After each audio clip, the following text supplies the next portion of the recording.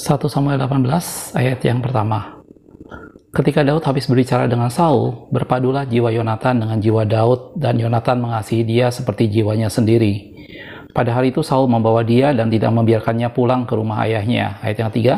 Yonatan mengikat perjanjian dengan Daud karena ia mengasihi dia seperti dirinya sendiri.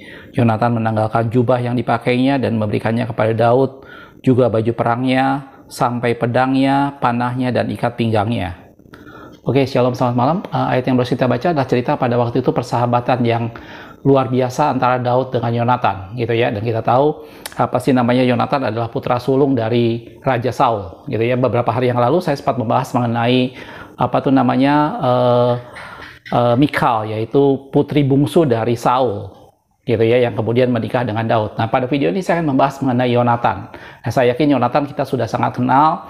Tentunya kita sangat familiar bahwa dia adalah seorang anak dari Raja Saul yang menjadi sahabat Daud. Dan tadi kata firman Tuhan dikatakan bagaimana jiwa Yonatan dengan jiwa Daud menjadi bersatu, dan Yonatan mengikat perjanjian dengan Daud, dan dia memberikan jubahnya, baju perangnya, pedangnya, ikat pinggangnya, semua diberikan kepada Daud.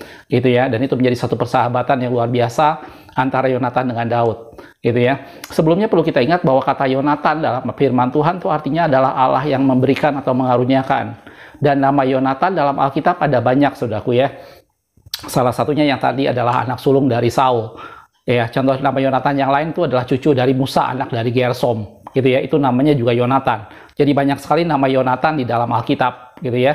Jadi yang kita perhatikan sekarang hanya Yonatan, anak sulung dari Saul yang menjadi sahabat dekat dari Daud. Gitu ya. Barusan tadi kita lihat bagaimana mereka mengikat perjanjian, dan Yonatan mengasihi Daud seperti mengasihi dirinya sendiri, gitu ya. Yang menarik pada cerita ini adalah bagaimana sikap Yonatan setelah dia mengetahui atau setelah dia tahu bahwa Allah menghendaki Daud yang menggantikan ayahnya sebagai raja. Pada zaman itu, bangsa-bangsa di sekitarnya dan orang pada umumnya akan mengetahui bahwa yang menjadi penerus raja berikutnya itu adalah anaknya, khususnya anaknya yang tertua. Dan itu menjadi sesuatu hal yang lumrah. Bagaimana anak yang tertua atau anak sulung yang laki-laki itu akan menjadi penerus kerajaan ayahnya. Bahkan kalau kita lihat dalam firman Tuhan, ada anak yang masih berumur sangat muda, cuman karena ayahnya sebagai raja sudah mati, maka dia menggantikan menjadi raja walaupun pada usia yang sangat muda. Itu sudah menjadi ketentuan secara umum bahwa anak sulung laki-laki akan menjadi penerus kerajaan ayahnya setelah ayahnya meninggal. Tetapi ini yang menarik pada Yonatan. Yonatan seorang putra raja, seorang anak sulung dari Raja Saul, tetapi dalam hatinya sama sekali tidak ada ambisi, dalam hatinya sama sekali tidak ada keinginan untuk dia melanjutkan tahta Raja Saul, karena dia mengerti bahwa Allah sudah menetapkan Daud menjadi raja kedua menggantikan ayahnya, gitu ya. Dan kalau kita lihat satu bagian lain dalam firman Tuhan, bagaimana pada waktu itu sikap Yonatan itu sangat mendukung Daud untuk Daud menjadi raja, gitu ya. Kita akan lihat di dalam 1 Samuel 23 ayat 15-17 dikatakan Daud takut. Jadi pada waktu itu Daud dalam ketakutan dikejar oleh Saul karena Saul telah keluar dengan maksud mencabut nyawanya. Jadi Saul dalam kondisi kemarahan, dia hendak membunuh Daud pada waktu itu, dan Daud ketakutan dan dia lari. Dikatakan ketika Daud ada di padang gurun Sif di Koresa, jadi Daud lari dan dia ada di padang gurun Sif di Koresa di sana. Maka bersiaplah Yonatan anak Saul. Jadi waktu itu Yonatan tahu bahwa Daud sedang ketakutan bahwa Saul akan membunuh Daud, dan Daud berada di padang gurun Sif di kota Koresa pada waktu itu. Dan Yonatan bersiap pergi katanya. Lalu pergi kepada Daud di Koresa. Jadi Yonatan pergi ke sana. Apa yang dilakukan Yonatan di Koresa pada saat bertemu dengan Daud? Lanjutannya, ia menguatkan kepercayaan Daud kepada Allah. Seringkali kalau kita bicara Daud, seringkali kita bicara soal bagaimana peristiwa Daud pada satu kota pada waktu itu di Siklak, bagaimana kota itu dibakar, dan Daud menguatkan kepercayaannya kepada Allah. Tapi dalam cerita ini Daud sudah kehilangan kepercayaannya kepada Allah. Dia ke dalam kondisi ketakutan, dia dalam kondisi dikejar dan akan dibunuh. Dan waktu itu yang menguatkan kepercayaan Daud kepada Allah justru Yonatan. Dan waktu itu Daud ada di padang gurun Sif di kota Koresa, dan Yonatan ke sana dan menguatkan kepercayaan Daud kepada Allah. Gitu ya. Ia menguatkan kepercayaan Daud kepada Allah dan berkata kepadanya, "Jangan takut, sebab tangan ayahku Saul tidak akan menangkap engkau. Engkau akan menjadi raja atas Israel." Itu kata-kata yang keluar dari mulut seorang putra mahkota. Kata-kata yang keluar dari mulut seorang putra raja yang seharusnya dia yang akan menjadi raja. gitu ya. Tetapi dia berkata justru engkau akan menjadi raja atas Israel, dan aku akan menjadi orang kedua di bawahmu. Biasanya kita tidak mau menjadi orang kedua. Biasanya kita lebih suka menjadi orang pertama, gitu ya. Tapi Yonatan dengan sukarela dia berkata, biarkan aku menjadi orang kedua di bawahmu. Aku tidak usah menjadi yang utama. Aku cukup menjadi yang nomor dua. Kamu yang menjadi raja atas Israel. Dan itu sikap yang luar biasa dari seorang anak raja. Bagaimana dia tidak berambisi untuk merebut kekuasaan. Dia tidak menganggap Daud sebagai saingannya dalam hal kekuasaan. Tetapi justru dia berkata bahwa supaya Daud mempercayai Tuhan, supaya Daud dikuatkan kepercayaan kepada Tuhan, bahwa dia yang akan menjadi raja atas Israel. Dan Yonatan bilang, aku akan menjadi orang kedua di bawahmu. Lanjutannya, juga ayahku Saul telah mengetahui yang demikian itu. Gitu ya. Nah, ini sesuatu hal yang luar biasa yang kita bisa pelajari dari kisah Yonatan ini. Seorang yang seharusnya dia memiliki hak. Dia seorang yang berhak untuk menjadi raja menggantikan Saul, gitu ya. Tetapi dia melakukannya dengan rela hati karena dia tahu bahwa Daud menjadi raja atas kehendak Allah. Yonatan mengerti bahwa kerajaan bukan sesuatu yang harus diperebutkan. Yonatan mengerti bahwa kerajaan itu datang dari Allah. Mahkota sebagai raja itu Allah yang tentukan. Jadi walaupun secara lahiriah dia merasa bahwa dia adalah anak raja, dia adalah anak sulung dari Saul yang seharusnya berhak menerima mahkota kerajaan, Yonatan mengerti bahwa Daudlah yang ditunjuk oleh Allah. Yonatan mengerti bahwa Daudlah yang akan melanjutkan semuanya. Gitu ya. Dan ini yang membuat salah satunya kenapa Yonatan sangat bersahabat dengan Daud. Karena Yonatan tidak melihat bahwa Daud sebagai satu pribadi yang mengancam posisinya. Itulah yang membedakannya dengan Saul. Saul sangat membenci Daud karena apa? Saul merasa kehadiran Daud mengancam posisinya. Sehingga Saul mendengki Daud, gitu ya. Dan Yonatan tidak melakukan itu karena Yonatan tidak khawatir, karena Yonatan sudah menyerahkan mahkota kerajaan berikutnya itu kepada Daud karena dia mengerti bahwa Daudlah orang yang ditunjuk Tuhan untuk menggantikan raja setelah Saul meninggal. Dan kemudian kita tahu ceritanya bagaimana pada pertempuran di pegunungan Gilboa, akhirnya baik Saul maupun Yonatan akhirnya meninggal di sana, gitu ya. Tetapi ini menjadi satu gambaran seorang pahlawan dan anak raja yang dengan rela hati, yang dengan jiwa besar menyerahkan kekuasaan, menyerahkan tahta yang harusnya menjadi haknya kepada orang lain sesuai dengan rencana Allah. Dia dengan jiwa besar, dengan sikap yang dewasa dan ksatria mengakui bahwa Daud itu adalah raja yang akan menggantikan ayahnya Saul, gitu ya. Dan ini menjadi sesuatu hal yang luar biasa, dan Alkitab mencatat banyak tentang kepahlawanan dari Yonatan ini. Kalau Anda baca di 1 Samuel 13-14, itu banyak sekali menceritakan tentang bagaimana Yonatan ini seorang tokoh yang mempunyai jiwa kepahlawanan, gitu ya. Dan ini menjadi sesuatu hal yang luar biasa. Dan tadi kata firman Tuhan, dia menguatkan kepercayaan Daud kepada Allah bahwa Daud itulah yang akan menjadi raja meneruskan kerajaan Israel yang menggantikan ayahnya Saul, gitu ya. Itu sikap seorang putra raja yang dengan jiwa besar, dengan kesatria dan dengan mengerti rencana Tuhan. Dia tahu bahwa Daudlah yang Tuhan tetapkan menjadi raja atas Israel, saudaraku ya.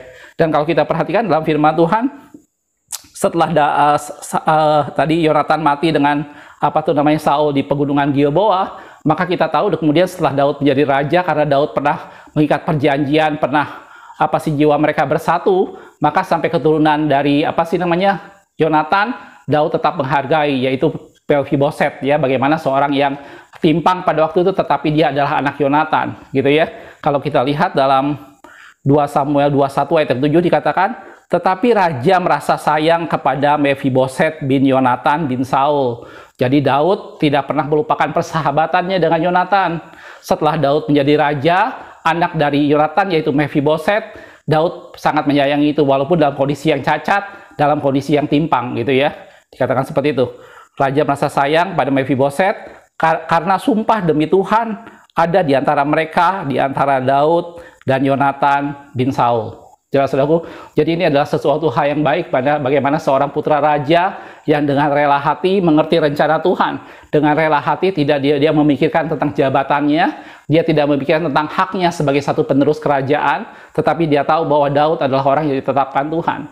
Gitu ya. Pelajaran yang baik yang kita ambil dari Yonatan ini adalah bagaimana kita harus mengerti bahwa Allah menetapkan setiap orang dengan posisinya masing-masing, gitu ya. Seringkali kita merasa, oh saya lebih berhak melakukan ini, saya lebih berhak mendapatkan ini, tetapi kita harus tahu bahwa semuanya adalah ketetapan Tuhan.